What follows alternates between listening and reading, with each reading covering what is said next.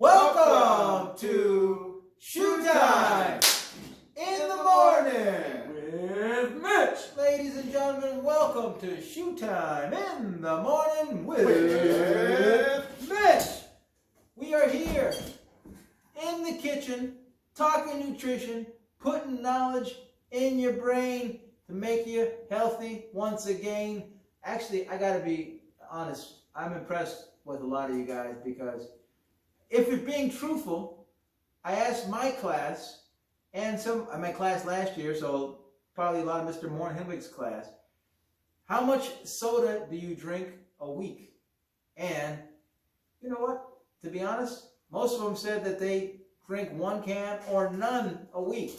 Now, that might be a cultural shift, but when I was a kid, in the Shoemake household and in the household of pretty much all of my friends and people I knew from all cultures, soda was what you drank. That's what it was. I stopped drinking soda when I was 15 years old. That's a story for another time. But we had soda in our cabinet, we had a refrigerator in the garage full of soda, and I would drink probably 64 ounces a day, probably from the time I was 4 or 5 to the time I was 15. So even though I stopped when I was 15, I probably still have you beat with how much soda I drank back then. But you guys don't drink that. You're getting understanding of water. So that's one change that a lot of you guys don't even have to make. But the point is to get the knowledge in, to understand what you're eating and the changes that you need to make, if any, and the changes that you should be aware of in your future life. Now, saying that to say, our goal is to provide you with information to make healthy choices, to have a healthy, well-balanced diet. Does that mean that you should never, ever, ever for the rest of your life eat a piece of cheesecake or a piece of key lime pie or a Swedish fish? No, it doesn't mean that. All right? It means that if you do that, do it once in a while in moderation, get the taste, you're good to go. All right? It means formulate a healthy diet. That means what you eat on a regular basis. The word diet doesn't mean something special you do to adjust what you eat. Your diet is what you eat on a regular basis. So even if you guys eat McDonald's and Kentucky Fried Chicken every day, that's all you eat, you still have a diet. You're not on a specific type of diet, but you have a diet. So we want your diet to be full of healthier choices and somewhat enjoyable too. All right? So I'm going to use a line from Mr. Moore-Hemwick. I thought about adding this in there, but it was a wise line, I think. You want to be healthy enough to where you have longevity in your life, but you don't want to miss life either, all right? So Mr. Moore-Hemwick and I were talking the other day. He said he'd rather live to be 78 and have enjoyed food and enjoyed life when it comes to the things that you've eaten than be 80 and have never eaten anything but a rice cracker and broccoli for the rest of my life. So I agree with that philosophy. It doesn't have to be bad. The point is you got to have balance, and we're trying to teach you that stuff. You know, every once in a while you do have to just, enjoy it. Last night, I had 2 slices of pizza. Will I eat pizza every day of the week? Absolutely not. I probably won't have 2 slices of pizza again for a month. But last night, I wanted to enjoy, a good night, and I had a couple slices of pizza. Homemade, or did you get it from somewhere? No, it was a restaurant. It was a restaurant we went out and did a little takeout. All right. Yeah.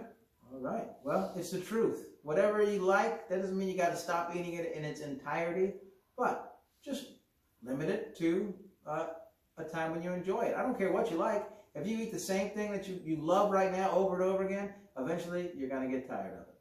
So keep it as a special treat for you if that's the case.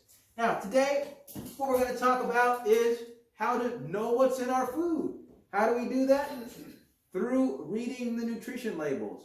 Some of you guys might have looked at these and don't really understand them. Some of you guys may have never seen them because you don't go in the kitchen. Your mom just brings you food. But let's take a look together as a class just to get some ideas of what we got here. Here we go. We have a nutrition label here. This nutrition label looks like such. All right, just showing you there. All right, and it lists the complete nutritional balance of the food along with the ingredients.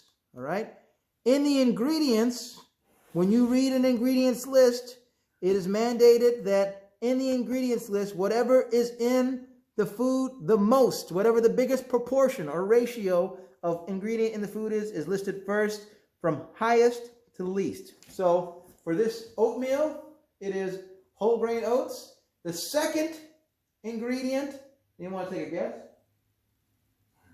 Sugar? Sugar! Yeah. Woo! Sugar. That's why it's so good. Salt. Natural flavor. That's always a weird one. Well, what is natural flavor in your ingredient? Monk fruit extract. And that's for the maple and brown sugar ingredients. And there's a bunch of different lists because there's 3 different types in here. But you see, because there's 3 different types, even though it's the same product, they have different values. Now, the number one thing we look at is the calorie content. All right? Calories are, as we know, the energy that is in the food. 120 for 1 serving of calories in maple brown sugar. You look at the apples and cinnamon, well, maybe it doesn't have as much sugar because it's only 110 calories. And then the cinnamon and spice, 120 calories. And then it goes right down the list. It has fat, it has carbohydrates, and protein. But in between, there's some things underneath it that are going to allow you to understand what micronutrients and what other things make up the specific fats and the specific carbohydrates. So we have things like cholesterol. We have sodium. Sodium is salt. And salt is a necessity in your diet. Salt helps the water absorb into your muscles and into your system. If you ate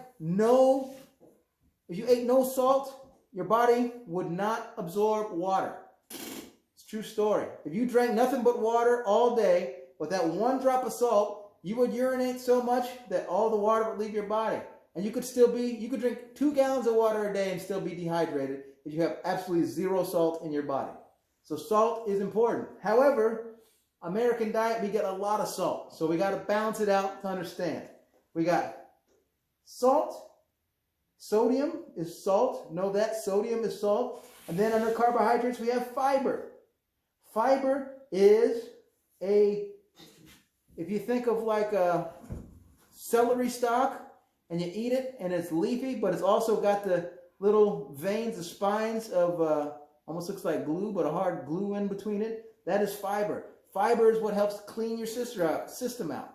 You eat it, it goes down to your stomach, helps clean all your system out. And fiber is a necessity too to keep you kind of operating on a regular basis, your digestive system.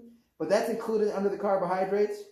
And then you have proteins. So just reading quick down the list, calories, and we have total fats. Under total fats, we have what type of fat is it? We have saturated fat, and this one only has 0.5 grams. You have polyunsaturated fat, monounsaturated fat, and then cholesterol, sodium, total carbohydrates, dietary fiber, soluble fiber, and then you have sugars. Carbohydrates have a separate category for sugars. How much of the carbohydrates are sugars? And then you have added sugars in this particular product, and then protein. Now, it's possible to have all these categories and have zeros for everything except for one category, depending on what you're eating. For this particular oatmeal, it's not going to be that way. But if you look at something like tuna or some sort of fish or meat, it's going to have a 0 in the carbohydrate section for everything. But we are going to do something special today. Before we do that, before I tell you what it is, I'm going to pass it right back to Mr. Martin. That's great information, guys. The information came from what Mr. Shoemake titled labels. There's labels on food. There's labels on cans. It gives you information. It gives you accurate information. I want to change the gears a little bit, guys. I'm going to change the gears on you a little bit. We're still going to talk about labels, but we're going to talk about relational labels, because those could be positive, but also they could be negative. So I'm going to ask you guys a question, Mr. Mitchell, Mr. Shoemake, and I'll answer it too. Were you ever, quote unquote, labeled in middle school? If so, tell us the label, how it made you feel, just the experience around that label. Mr. Mitchell. All right. 7th grade. No, 6th grade. I was the smallest kid in my 6th grade class. And so I got the nickname, or label as you call it, of Mouse. Did I like it? It didn't really bother me because I was small. I was very athletic, and I would shoot around the basketball court, dribbling around these guys that were way bigger than me. I was fast as lightning. I was like a little mouse scurrying around. But I had that nickname Mouse. But did it bother me or not bother me? To tell you the truth, it didn't bother me. Now, I know it could bother some people being called Mouse, but for me, no, it didn't bother me. But that was my nickname. That was my label. I was called Mouse. So it was a positive label in that context, which if someone likes it, that's okay. They would call that a nickname, not a negative label. But you were fast as lightning? I was. Were you kung fu fighting? Yeah! Did he fight with expert time?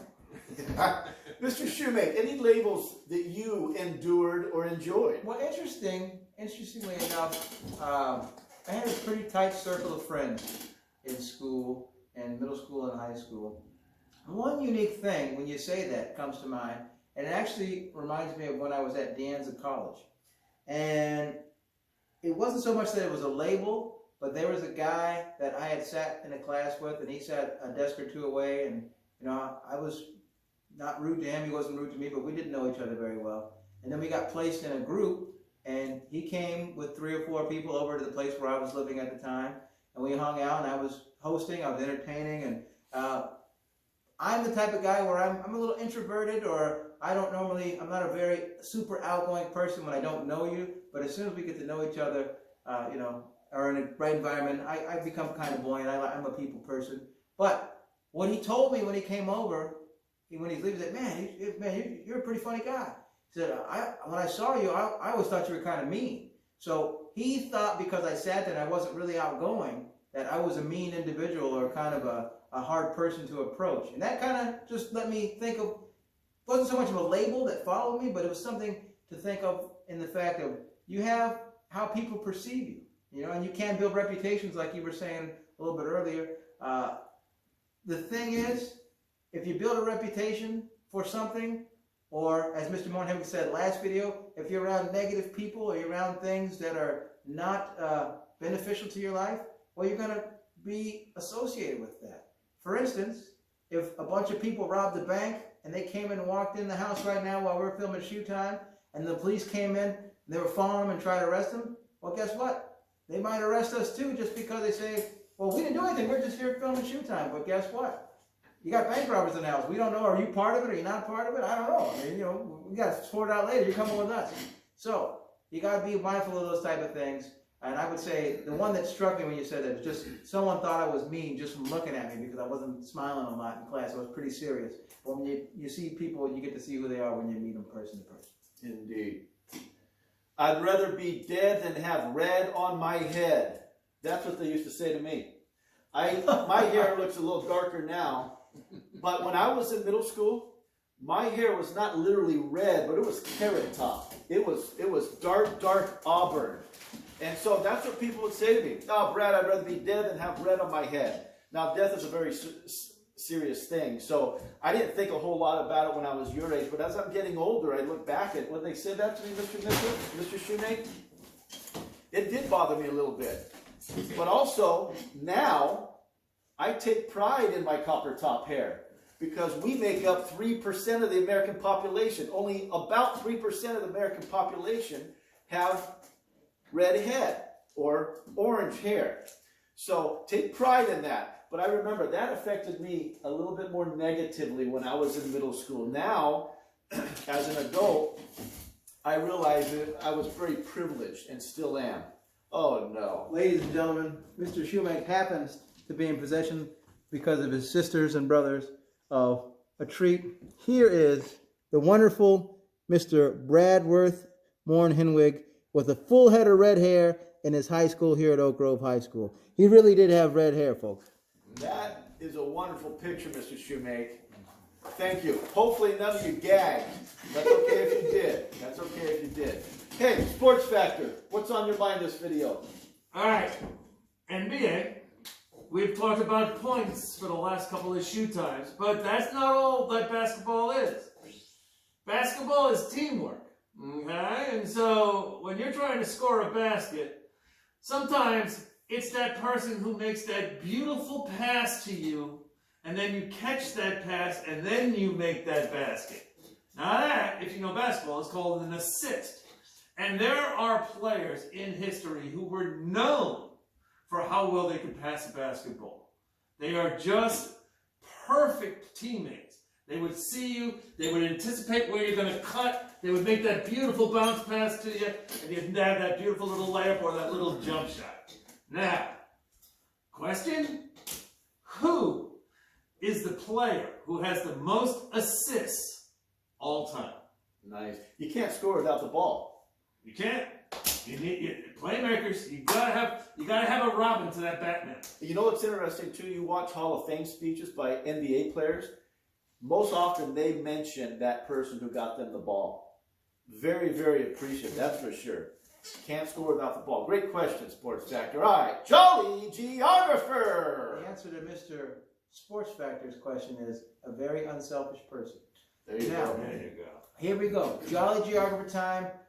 The fish market located in Seattle. All right, that's the question from last time. This time around, speaking of seafood, also Creole food, another one of Mr. Shoemake's favorite. There is a city in America known for its jambalaya, its gumbo, its etouffee, its oysters. It is a city heavily influenced with French and Spanish origins that has probably some of the country's best cuisine. What city is known for its Creole food? And music. And music, indeed. Mm-hmm. Food and music. You can't get much better than that. Nah. Good food, good music, something to shake a leg to. Hey guys, what do you get when you put 3 ducks in a box? What's that? A box of quackers. Quack, quack, quack, quack, quack, quack. Ducko wouldn't be pleased. Ducko wouldn't be pleased. Yeah, Woo! Ducko's rolling around somewhere. Where has Ducko been? He flew south for the winter. Did he really? He did. All right, we got to get him back. Is he coming back anytime soon, guys? I hope so, because I can do some protein. No, Mr. Mitchell. Don't say that. He might hear you. All right, guys. Quick principle before we let you go today. There's 2 roads in life you can take. Really, if you boil life down to its irreducible minimum in terms of your choices, there's 2 ways you're going to live. One is the road of pride. The other is the road of humility. Pride and humility. Those are the 2 roads in life. Pride is really, think about this acrostic, P-R-I-D-E. Please realize I dominate everyone. A prideful person wants to dominate other people in their thoughts, words, and actions. Now, can we all be a little bit prideful at times? Yes, we can. But if your life is constituted in pride, you're not going to have a lot of good relationships. So, pride, please realize I dominate everyone. The other road is humility. Now, humility is basically putting others' needs and wants before your own. Another way you can put it is that humility is not thinking less of yourself, but thinking of yourself less. Think about that. Humility is not thinking less of yourself, walking around like this. Oh boy, I'm humble. Boy. No, that's not humility. Humility is just thinking of yourself less. I want to think more of Mr. Shoemaker. I want to think more of Mr. Mitchell. Well, thank you. Before myself. I think you should. He thinks I should. That's good. Now, see how it works? If Mr. Shoemaker thinks about myself and Mr. Mitchell before himself, then look at if Mr. Mitchell thinks about me and Mr. Shoemaker before himself, see how the harmony goes? I'll take care of each other. Yeah, it's harmonious. That's positive people. These guys are in general very positive guys. Hopefully in general, I'm a very positive guy. And when we go to places that might be in this kitchen, it's a positive place. We're trying to do a positive thing. So, think about that. 2 roads in life. Pride and humility. Pride and humility. You can almost do a song. Pride and humility. Pride and humility. Pride and humility. Pride and humility. Woo! What's going on here? What are we even doing here? Well, we're still building healthy relationships. And what's the purpose of Bret Hart? It's still HR squared. Honesty, Respect, responsibility. Ladies and gentlemen, now here's that something special I was talking about. Are you watching these videos? I sure hope you are, because I'm not going to say anything for my class. I'm just going to wait and see if you're watching these videos. Because what I want to do right now, really for the next part of class, is I want you to take 2 or 3 minutes break, use the bathroom if you have to, do whatever you have to do, run down to your kitchen. Pick one thing out. I don't care what it is, as long as it has a label on it. Right? You're going to bring the label back to your computer, and we're going to talk a little bit about it for 5 or 6 minutes in class. All right? So grab something that has a label on it. I'm serious. Don't sit there and say, I didn't know you really want me to do it. Go get it right now, and we'll see you in a few. And try to be a little bit better today than you were yesterday. Push on 3. 1, 2, 3. Push!